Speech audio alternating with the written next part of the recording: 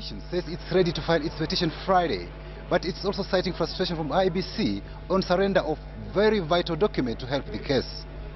CORD's legal team said it was in the final stages of preparing its presidential election petition, but were quick to observe they had encountered obstacles and frustrations from the electoral body despite the court order.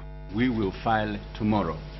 It is important for Kenyans to note that in spite of a High Court order issued yesterday to provide us with the relevant documentation, the IEBC, for some strange reason, continues to frustrate the directive.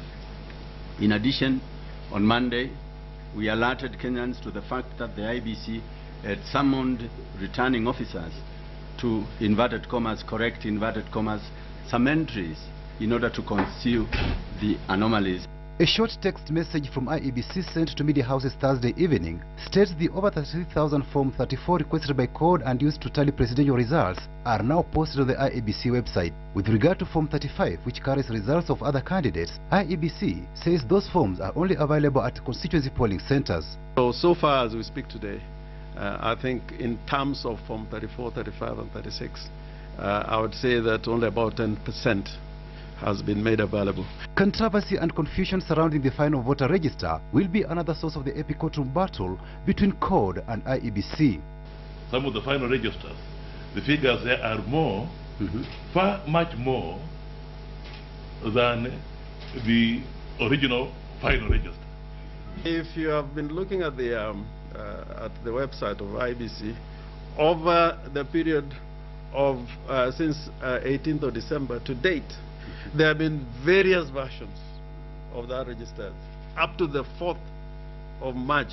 The CORD legal team says it has secured witness affidavits, facts and grounds to sustain their petition. They have an obligation, if they are making an alteration, at the very least, to call the political parties or to call their representatives and explain.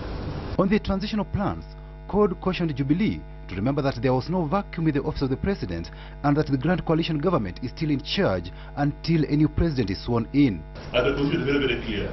The president begins working after taking the oath of office. So I think we Kenyans and whoever is in government now should be a bit careful in how he handles these transition periods. Elsewhere, commenting on the dispute, more than 20 newly elected leaders from Kisii and Nyamira counties, as well as Lower Eastern region, have supported CORD's move to petition the presidential election results.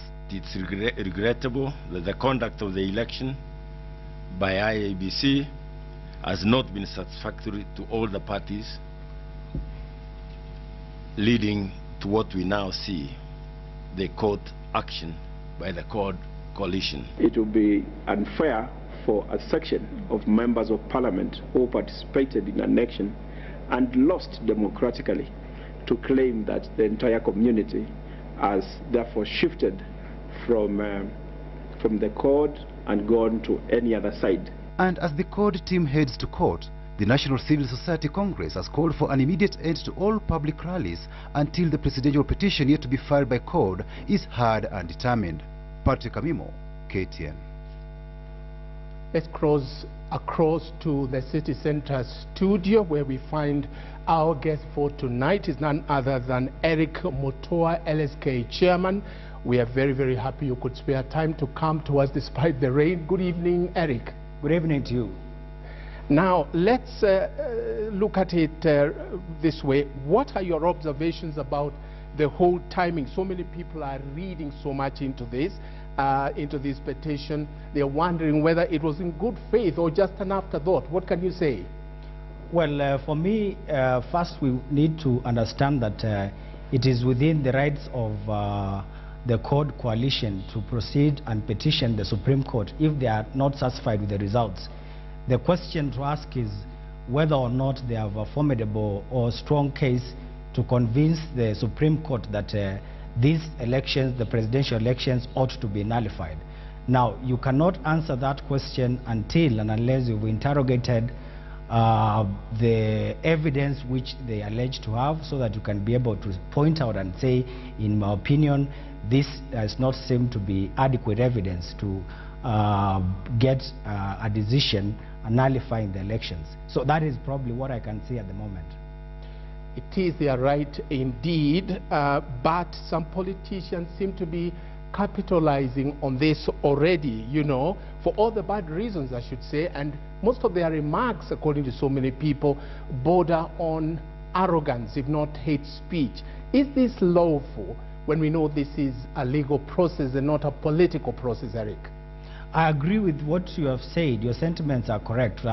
Once you've chosen the legal means of resolving a dispute, then you should desist, and you should cease from making any political statements to convince other people other than the Supreme Court judges that you have a strong case. When you make those kind of statements, then basically what you're saying is that you do not respect the court process. If they don't respect the court process, what should be done to these politicians? Because obviously they are fanning emotion. They are not strictly following the law. Can anything be done so that this process is left to the judiciary and not really left to the politicians, as it were?